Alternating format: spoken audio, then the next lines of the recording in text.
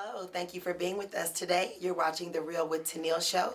I'm your host, Tennille Benton. Special thanks to What's Up Kansas City. We have a most special guest today, Councilman Brooks. We'd like to thank you for being with us today. Thanks for having me.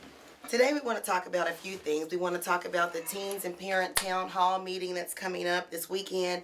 We also want to talk about some of the things plaguing our community: drugs, guns, violence, what the problems are, and what we can do as individuals and as a community to rectify some of these problems. Councilman Brooks. Well, first of all, we need about 3 years, but not so let me first talk about the town hall meeting. This is a follow-up to a rally we had on last week, inviting a number of different groups who work with teens and work with youth to come together under one umbrella to try to see if there's something we can do together, so everybody's not continuing to do their own little thing. Not that everyone's group is not doing something, but I just think we're a lot more powerful when we come together. And so the rally went very well last week, and so the follow-up is now a town hall meeting. And my focus, and really I guess what I'd like to bring out of that is more of a focus on the mental health component of violence, why people make decisions that they do, and how can we intervene and stop some of those bad decisions. And so Aim for Peace has this Cure Violence model. This Dr. Slutkin from Chicago actually created it, and he has come up with this theory that violence is like a contagious disease, that once people see it over and over again, it kind of catches on, and his opinion of our community is it's just been infected with violence so much that it's all the kids see. So when they grow up, automatically they just keep repeating the same thing that they've seen over and over again. But whose fault is that? Is it the media? Is it the parents? Is it the police? Yeah, I mean, well, when you start talking about whose fault it is, I think you'd have to, that's when it gets individual, and you have to talk to people to see why they ended up where they were, because I don't think there's any one answer to that. I'm reluctant to say it's just the parents, because I know some parents are doing very well and have tried to raise their kids very well, and the kid still ends up on the streets doing things they know they shouldn't do. Matter of fact, I'm case in point. I was raised in church, knew what to do, knew the right thing to do, but when I got around my friends and got around people that were doing things they weren't supposed to, peer pressure kind of became a big issue as well. So I think, and what's going on now, I don't think it's anything different. It's just now the peer pressure is to do a lot more violent, a lot more criminal activity. Right. Back when we were coming up, I think we would probably throw rocks at cars versus now somebody is shooting on 71. Yeah, and again, they've seen it so long, this culture, and we're probably into, in my estimation, probably the third or fourth generation of this madness, I want to call it. It started around in the early 80s, mid 80s, early 90s, when crack cocaine hit the streets, and all the social programs went away, all the summer job programs went away that we had when we were growing up. A lot of stuff that kept us busy just kind of started diminishing, and I think when that happened, kids started looking for other outlets. What are some things that we can do, as an example, to bring jobs in the community? Because we have so many abandoned buildings, even schools, old grocery stores. What can we do, or where do we get the money from to get businesses to want to come here, or how do we do that? Is that possible? Well, I think there's a lot of different approaches to that too. I'm not sure we're going to get a whole lot of businesses to move into the urban core, as people call it. And why not? Until we deal with the public safety issue. Because a lot of stores don't want to be in the urban core because they're scared of getting robbed and they're scared of getting burglarized, and that's a legitimate fear. It is, but I mean, is it really on a scale of 1 to 10? I mean... Well, when you talk to the businesses, there are two major things that individuals say are the reason why they're concerned about moving closer into the city. That's crime and violence and education.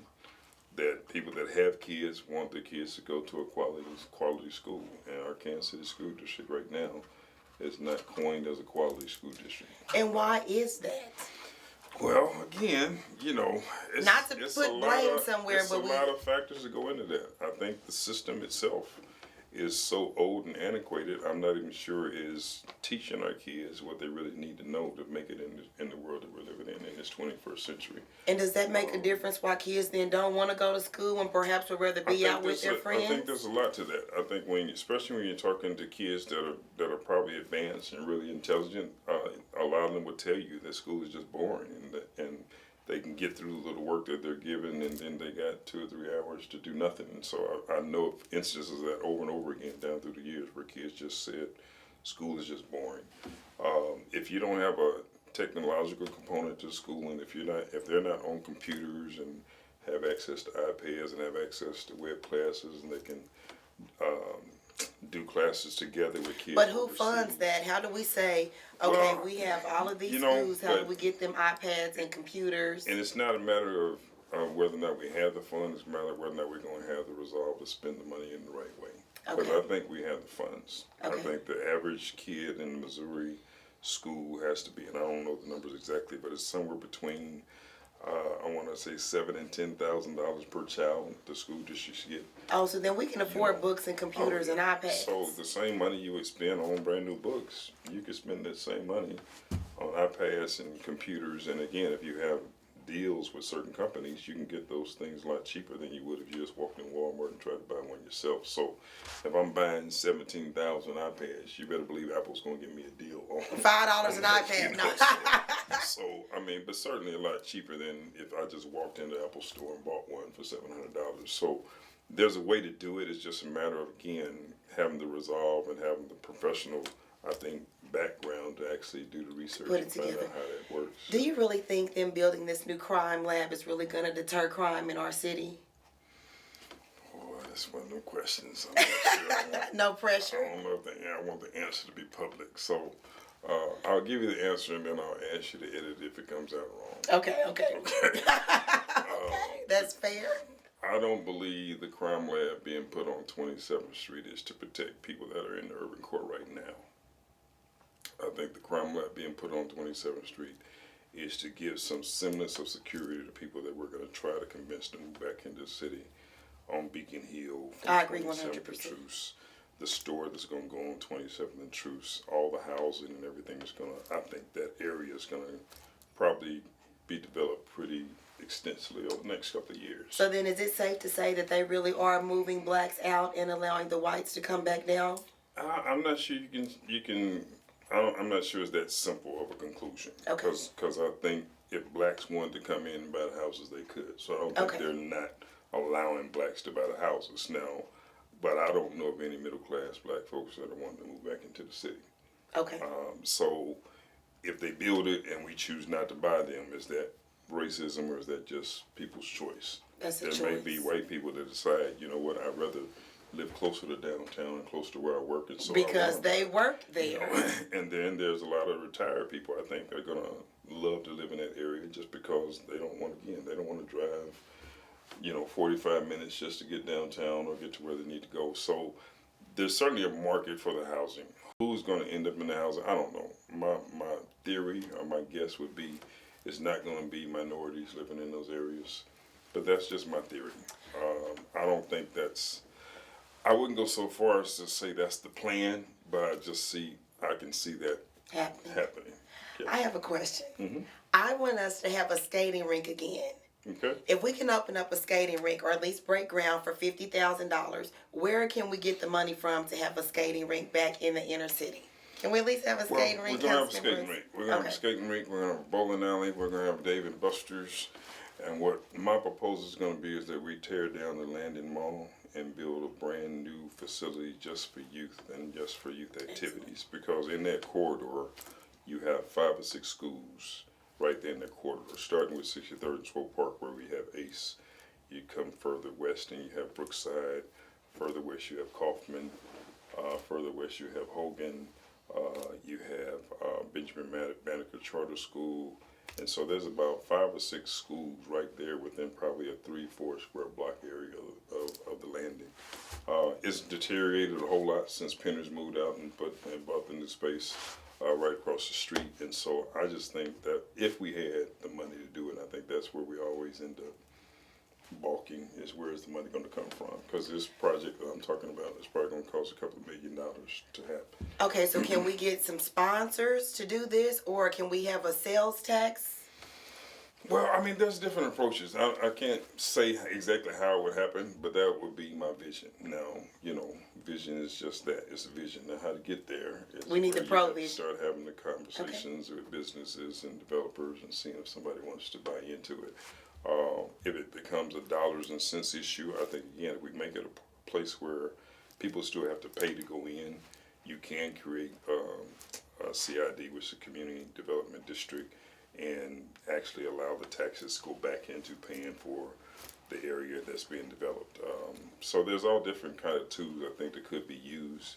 It's just a matter of getting developers or somebody buying into it and sell the idea to them. But we certainly need, and kids have been asking for since we've been on the council for the last 3 years, some place for the kids to go.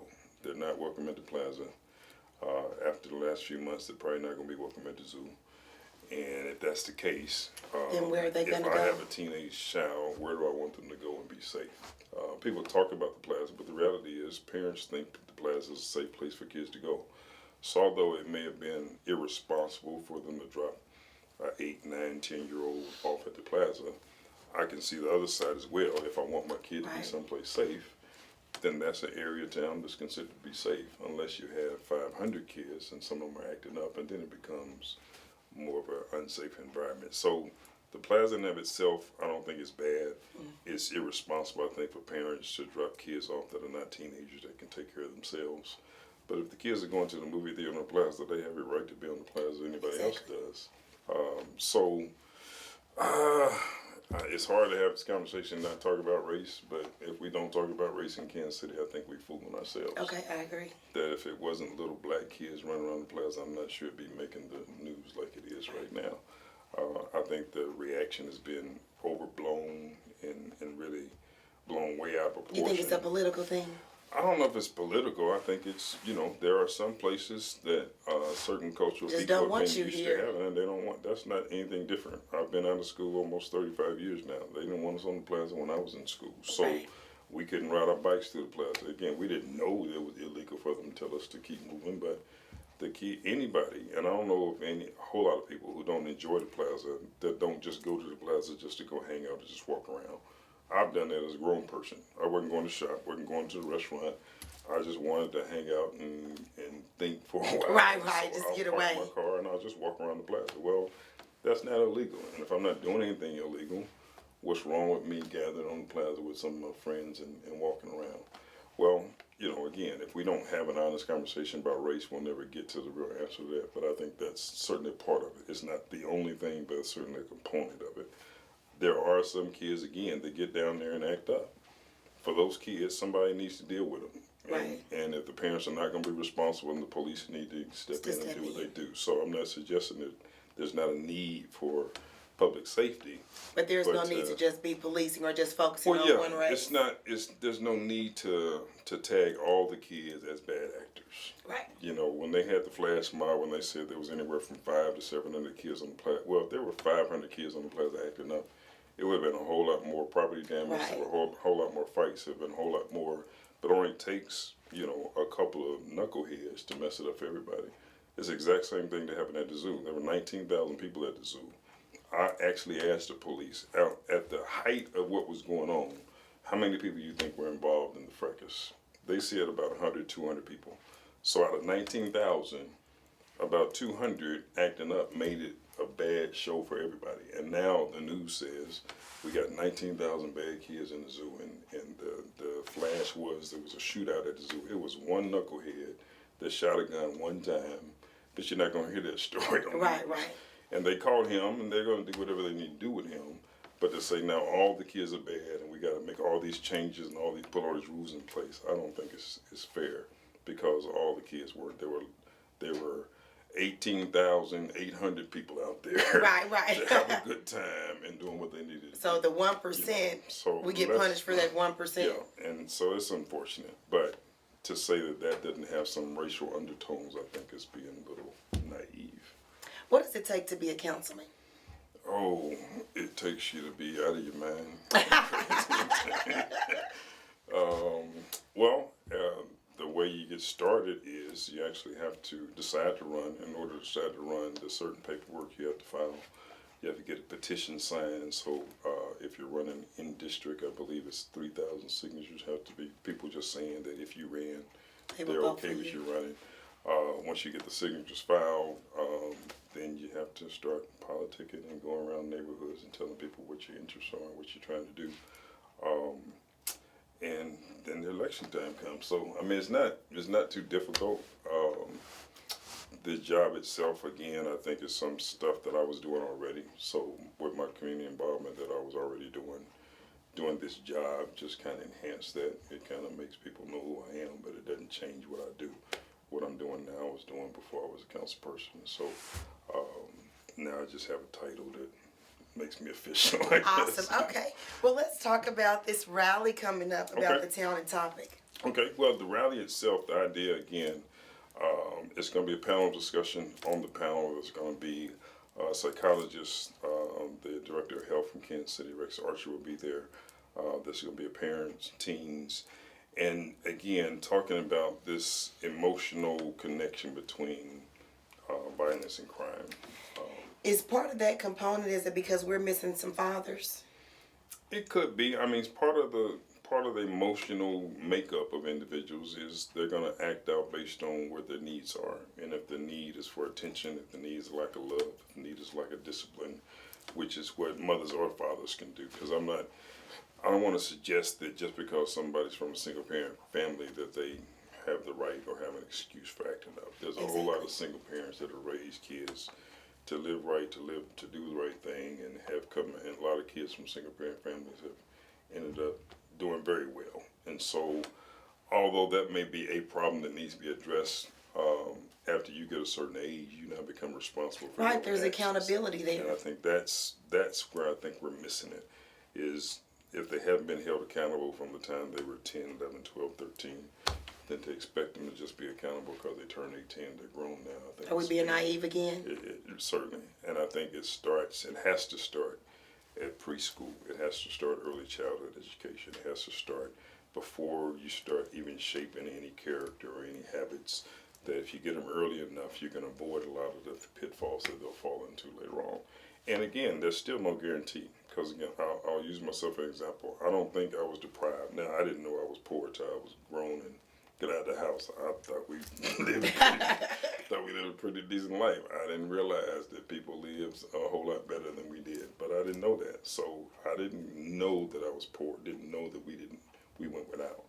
My dad did the best he could with what he made, and we made ends meet, and they made stuff stretch. And so I never missed a meal.